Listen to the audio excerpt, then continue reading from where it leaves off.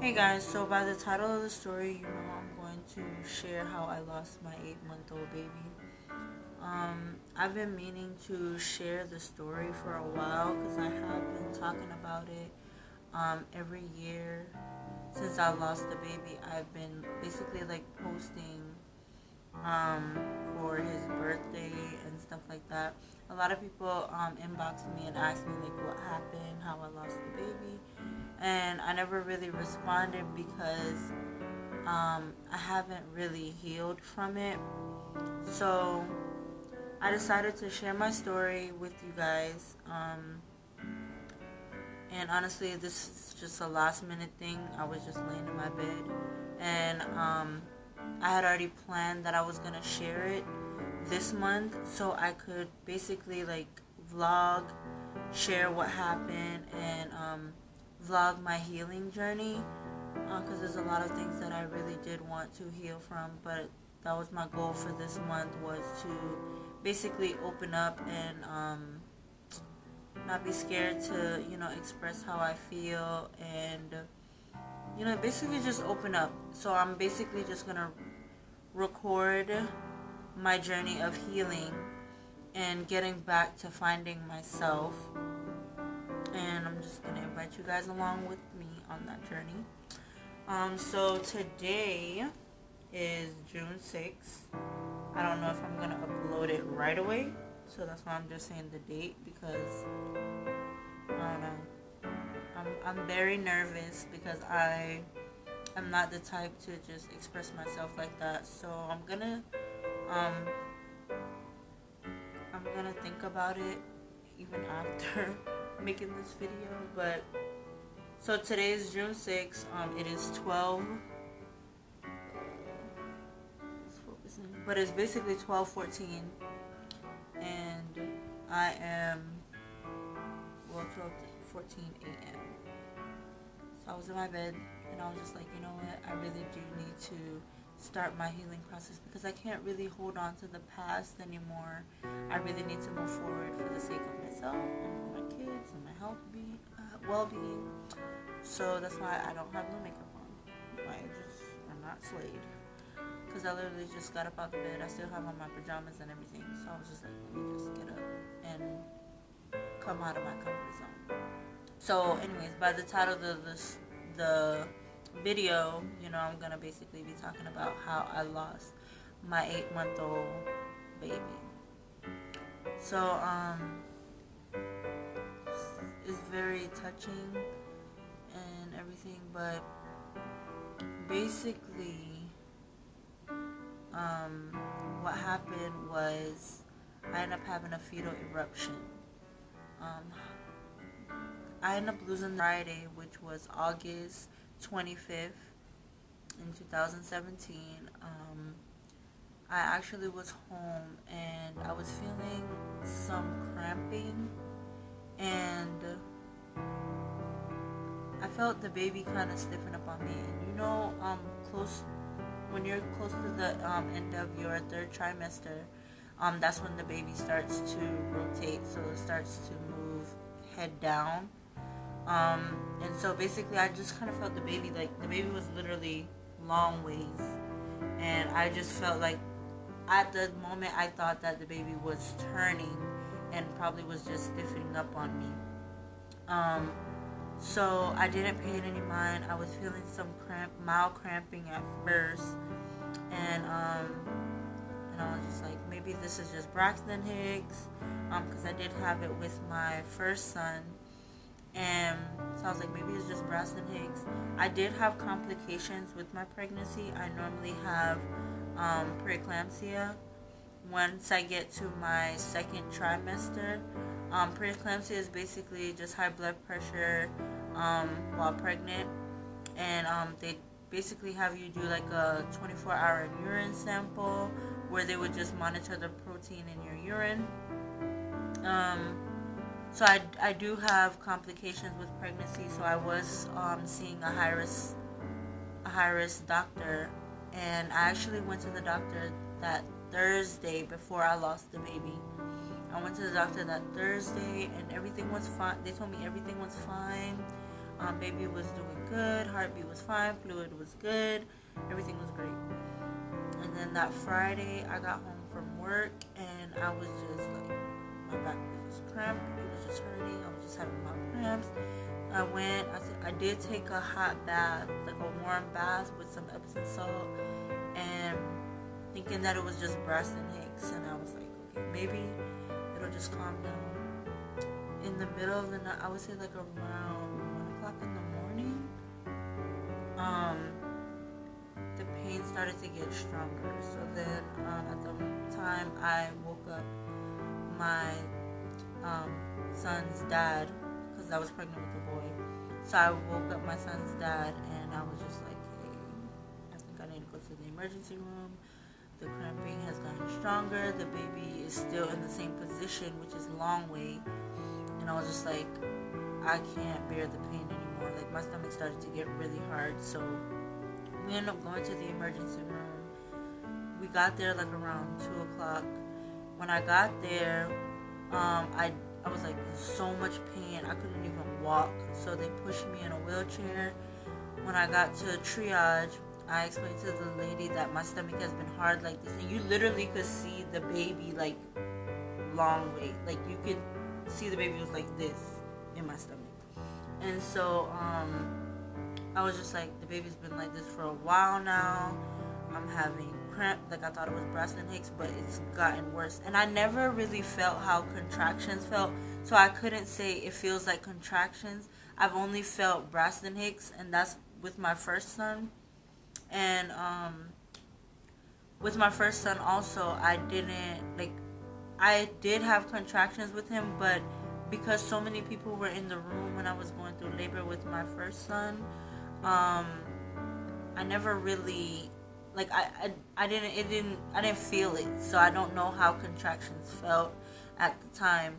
And so I didn't know that I was having contractions. So with my first son, they also induced my labor. So and then I ended up having an emergency C-section. So I didn't know what contractions felt like. So when I went in, I just was like, I'm having so much pain. Like, I thought it was Braxton Hicks, but it's not. Like, I'm just in so much pain. I'm cramping, and it feels like worse than period cramps. I don't know. So anyways, the lady was like, okay, we don't have any rooms at the moment, so you'll just have to sit here in the lobby. So I sat there till the pain started to get stronger. So then I started to like scream, and then that's when they finally took me to the back. I was probably sitting in the lobby for about 45 minutes to almost an hour, and I was like, listen, I cannot do this anymore. And then after that, like, I literally started to scream, and then they finally put me in a room. When I got in the room, the lady put the little baby monitor on my stomach, and like wrapped it around with that band. I don't know the term for it, but she wrapped it around with the band, put the monitor on there, and she was like, I can't find the baby's heartbeat. And then she kept pushing. I was like, please just stop pushing on my stomach. Like, this really hurts. So she was like, I can't find the baby heartbeat. And so then she ran for someone else. They came in and they were like, I can't find the baby heartbeat. We're gonna have to get ultrasound in here. So when they did the ultrasound, they realized that the baby separated from the placenta, and my blood pressure was really high at the time. It was like 200 over 100 and something. So they were like, I should have been in a coma or having a seizure or something, because my blood pressure was really high. So basically they just told me that they call that fetal abruption, where the baby basically dies inside of me, and from separating from the placenta. So my blood pressure was really high, and it caused the baby to separate from the placenta, and it caused the fetal abruption. At that moment, honestly, I felt like I wasted 8 months of pregnancy. Like, I literally was almost at the end, and like, it was just terrifying. Like, the whole thing was just so scary, And at that point, I felt like it was just, I can't even explain how it feels like a part of me just left. And anyways, so then I ended up having to do an emergency C-section, because at that point I started to bleed, and they told me that was poisonous for my body. So they ended up putting me to sleep and doing the emergency C-section. When I got out, I did get to hold the baby, even though he had died. Like, it was literally, I'm gonna probably try to put a picture in the video so you guys can see. But I did get to hold the baby, and I look rough in the video. Like, my hair wasn't done. I mean, in the picture, my hair wasn't done. I literally just woke up on my bed and everything, you know, went to the hospital.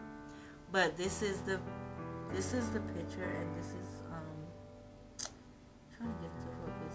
But I'll put the picture in this video so you can see, and I'll also put pictures of the baby so you can also see.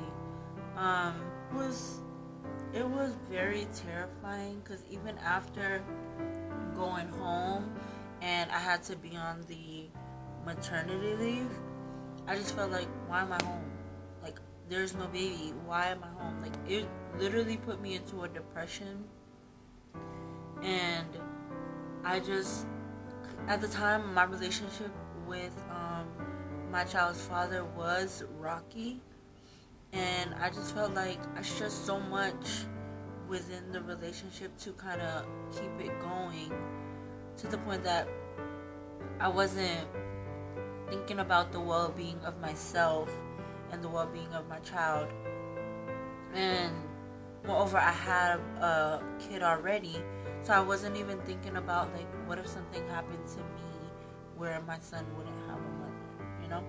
So I don't know. And then after being home on the maternity leave and going through so much pain from the C-section, it was horrible.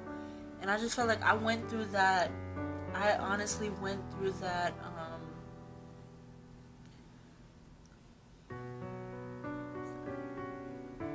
I honestly went through that whole fetal abruption by myself. Because my partner at the time, even though he said that it affected him, he had the worst way of showing that it affected him, honestly. Like, I felt like I went through that whole heartbreak by myself. Like, I dressed my own C-section. I did everything on my own. I still had to take care of my son with all the stuff that I was going through. And it was just so much. Like, it was just draining to me. It was heartbreaking. And I just felt like I didn't make that kid on my own. So I didn't feel like, the loss of the kid should have just been on me. Like, I needed someone there for me, and he wasn't. And that's what hurted the most too, because he kept saying, like, oh, we can always try again, or we can, but he didn't understand that, yeah, even though we try again, it's not gonna bring back the same baby, and it's also not gonna heal the fact that, like, I went through that whole situation by myself. So it was really hard. I had fell into a bad depression. Like, it was so horrible to the point that I didn't even realize that I had another kid. Like, I was being very selfish to my first son, because I was just like, wow.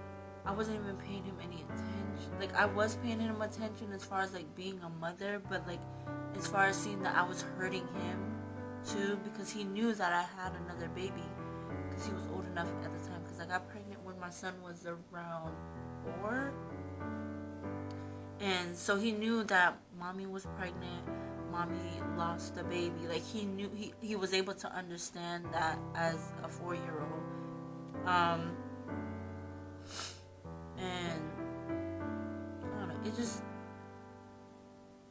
it was just a lot. It was very draining. It was hurtful, and it's something that I won't ever get over, because I have a daughter now, and even through that pregnancy, I kind of lived that pregnancy as if it was my last, like every day, each day was my last day of being pregnant, because I was just like, you know what, this is probably gonna happen again. The same thing is probably gonna happen again, or if I'm gonna make it that far, or you know, like I just was so scared with having my daughter as well, which I'm gonna do another vlog, sharing that journey of with me being pregnant with my daughter. I'll vlog that one, because I also have some other footage that I recorded, which were raw footage with me crying and everything on that one. So I'll share that one with you guys. And then if you have any questions or concerns or anything, you can always comment below. As I said, I'm basically trying to heal from the loss of my son, my 8-month-old son, and also like healing from my past relationship, as well as trying to find myself again, get back into something that I like. I enjoy recording myself, like vlogging, but I just never shared it, because even with my daughter's being pregnant with my daughter, I vlogged that whole pregnancy, even through the NICU and everything, and I just never shared it because I was just afraid of what other people might think. So I'm kind of stepping out of my comfort zone. But anyways, if you guys have any questions or concerns, please save the negative comments. This is my first time posting something that I vlog. Let me know what you guys want to hear, see, or want me to share on my vlog. I'm also gonna I've been working out. That's a part of my healing journey that I've been doing, is working out and detoxing. So I'm gonna also vlog that too for the month of June. So I have like my start weight and everything, and I'll share that with you guys as well. So thank you so much for watching. Make sure you like, comment, and subscribe, and let me know what else you want to see, or how I could better myself with vlogging, or what I should do. I'll put the pictures of the baby in this video so you guys could see. And I also have an ash box. I'll video that too. My mom actually made me a box to put his ashes in, because I did cremate him. I still have all the outfits that I got from, well, not all of them, but majority of them that I got from my miniature baby shower, and stuff that I personally bought. I let my daughter wear them in the house, so I did keep all of them. Some of the stuff I did keep them as like sentimentals. I did put some of them in a shadow box. I even have the first Pampers that they put on him and everything. And I have his blanket and his hat and everything. But I'll take a picture of those and let you guys see. Okay, just let me know what you guys want to see and what I can share with you guys, or how I can better myself vlogging. And